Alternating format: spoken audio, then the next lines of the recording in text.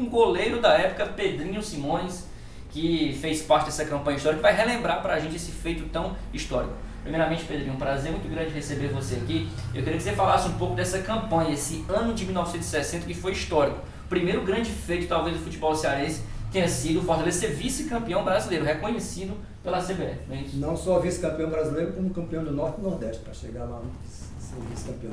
Foi um marco do futebol cearense, o Fortaleza ser vice-campeão brasileiro. Porque até então nenhum clube tinha chegado a esse título. O Fortaleza montou um time para ser campeão, como foi bicampeão cearense, futebol cearense. E levou do Gentilândia o Najib, o Célio e eu, para reforçar o time do Gentilândia. Sair do Gentilândia para reforçar o time do Fortaleza. Mas ainda o França, que veio ser o técnico do Fortaleza, e nós partimos para o Campeonato Cearense e também a Taça Brasil. A Taça Brasil, naquela época, representava o Campeonato Brasileiro de todos os clubes campeões do Brasil. O Fortaleza tinha sido campeão em 59 e representava o estado do Ceará em 1960, na Taça Brasil. Foi uma campanha bonita, porque o Fortaleza derrotou clubes do Maranhão, do Motoclube. O Motoclube, por sua vez, já tinha derrotado o Paysandu de Belém do Pará. Nós derrotamos antes o ABC, por sua vez, já tinha derrotado o time da Paraíba. Nós derrotamos depois o Bahia. O Bahia já tinha vencido também clubes de Alagoas e Sergipe. E a final do Norte e Nordeste foi o Santa Cruz, que também já tinha ganho de outros estados, lá que eu não lembro qual foi. Para chegar à final do Norte e Nordeste.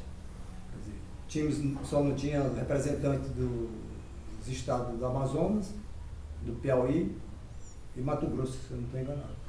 Muito bem, agora quais são as grandes lembranças que você tem dessa Taça Brasil de 1960? Você falou dos jogos, né? Fortaleza pegando Santa Cruz, Bahia e na final nacional da Taça Brasil, Palmeiras, mas as lembranças de você como jogador naquela época de 1960? Olha, 1960 para mim foi um ano de glória, não só no Campeonato Cearense, como na Taça Brasil.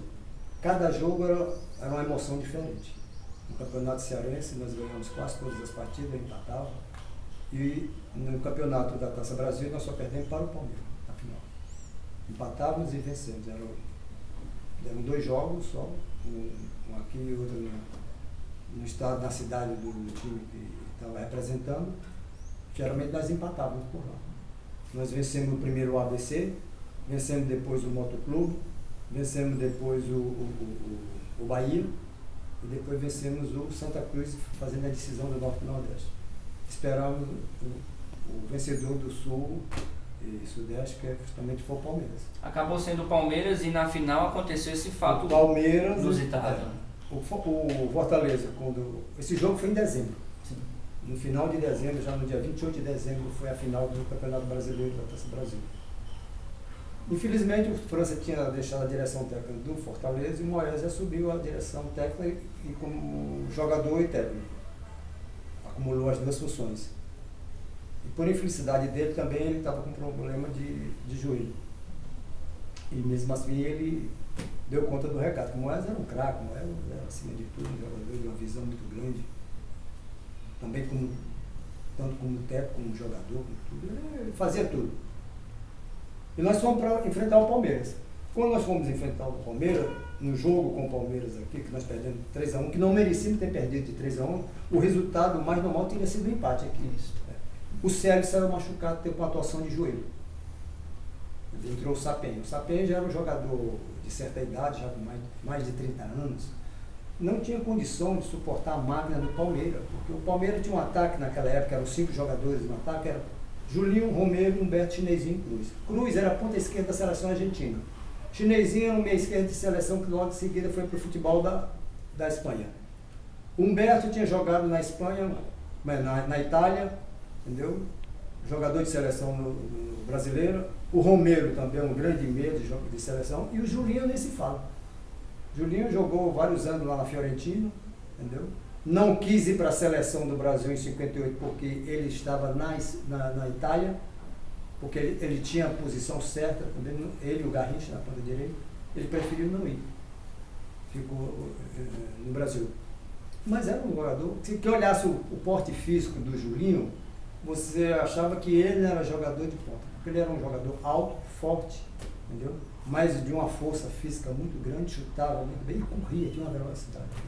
Agora, Pedrinho, os jogos da final, como eu falava do fator inusitado, o jogo de ida foi aqui em Fortaleza, 3-1 pro Palmeiras. 3-1 pro Palmeiras. Lá em São Paulo teve esse placar um pouco mais elástico de 8-2. Mas o detalhe, para além dessa goleada, foi que nesse jogo você pegou como nunca, né? Você tomou 8 gols, tudo bem, mas vai contar aí quantas defesas você fez nesse jogo, tendo em vista o Palmeiras ser a máquina, talvez aí não à toa campeão, o melhor time do país naquela época. Conforme a Folha de São Paulo aqui do dia 29 de dezembro, ele disse que, apesar dos 8 gols que eu tomei, eu fui um dos melhores em campo ainda, entendeu?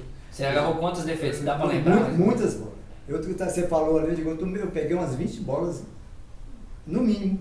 Entendeu? Porque o ataque do segundo tempo do Palmeiras era uma verdadeira metralhadora, assim. Você, como diz o Alan Neto, é metralhadora giratória. Entendeu? Não parava. Mas 45 minutos de bombardeio, entendeu? Você suportou aí a pressão de tantas investidas do Palmeiras, né? E só tomei 4 gols no segundo tempo, porque o primeiro tempo terminou 4-2 para o Palmeiras, nós fizemos 1-0, o Palmeiras fez 1-1, depois o Palmeiras fez 2-1, 4-1, nós fizemos 4-2, quase que fazemos o 4-3, e desses 8 gols, 2 gols poderiam ter sido evitados. O Sanatiel tirou a bola das minhas mãos, foi um cruzamento que a bola vinha na minha mão e ele na corrida chutou a bola da minha mão, e o Romero na corrida chutou e fez o gol. Mas você sabe, um time do Nordeste, jogando pela primeira vez em São Paulo, o Pacaembu lotado, entendeu? Deu quase naquela época 3 milhões de cruzeiros. A renda do jogo, né? Grande, eu acho que era 3 milhões. E mesmo assim o Fortaleza não decepcionou, apesar de ter tomado uma goleada de 8-2. Hoje em dia, qualquer time toma de 8, a seleção tomou de 7 da Alemanha. Um dia desse o Palmeiras tomou de 6 lá em Minas Gerais. Minas Gerais não, em Goiás. Isso. Entendeu? E antigamente o ataque funcionava, porque eram 5 jogadores chutando, ainda havia um Ralf volante, ainda tinha um centro Ralf, todo mundo atacava um lateral. Tinha um lateral chamado de Djalma Santos, o maior lateral de todos os tempos. Dispensa comentário. Pela história, né? Pela história do futebol. Valdir de Moraes no gol, de Djalma Santos, Aldemar, Zequinha, entendeu? Jorge, Julinho, Romero, Humberto Chinesinho, Cruz, quer dizer, era uma seleção. E o Fortaleza tinha, você como um dos destaques importantes, mas tinha Sanatiel, tinha Célio, tinha Moretti também, esse né? jogo... Aqui, ó, a imagem do Fortaleza lá de lá 60. no Pacaembu. Esse aí foi o jogo dos 8-2, entendeu? Aí só não tem o Célio, entrou o Sapinha no lugar dele, entendeu? Tem o Ninoso, tem o Renato, tem o Ninoso, o Toninho, o Charuto, o Moésio, o Walter Vieira, o Benedito, o BCC, entendeu? O Charuto, que fez os 2 gols do Fortaleza. Muito bem. Entendeu? E como fato muito importante, entendeu? O massagista de Fortaleza era nada mais, nada menos do que o Mário Américo. Massagista da seleção do Brasil por diversas Ganhou tudo vezes. com a seleção. Ganhou tudo. Agora, ainda fui massageado por ele. Muito bem, que honra, né? Não honra, não só com outros jogadores também. Pedrinho, para finalizar esse bate-papo, eu queria que você falasse sobre a importância do Fortaleza Esporte Clube para a sua carreira, para a sua trajetória como jogador. Você que jogou profissionalmente, basicamente, pelo Gentilândia e pelo Fortaleza sendo bicampeão, enfim, ganhou vários títulos. Mas o que o Fortaleza, ao longo desses 96 anos de história aí, representa para você? O Fortaleza, para mim, o ano que eu passei no Fortaleza, eu passei praticamente o ano de 60 e até o começo de 61, foi um ano de glória para mim. Eu encerrei o futebol com 23 anos de idade, deixei de jogar futebol, mas eu ganhei todos os títulos com o atleta do futebol cearense. Teve condições de ganhar como eu ganhei, não só no Gentilândia, como no Fortaleza. E no Fortaleza eu marquei uma época, que foi o ano de glória do Fortaleza, que foi em 1960. Como eu lhe falei, foi criado o slogan do Clube da Garotada, foi um ano repleto de vitórias.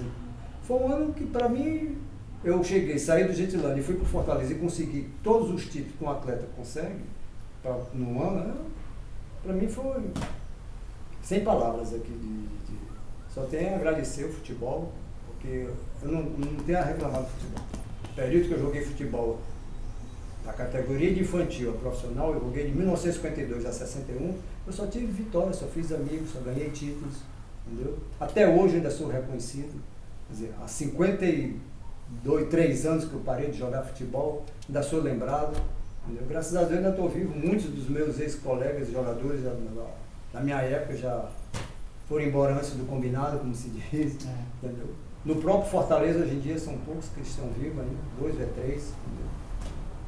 Mas eu me sinto perfeitamente agradecido ao Fortaleza pelos títulos que eu ganhei, pela campanha que eu ajudei a fazer a história do Fortaleza, nesse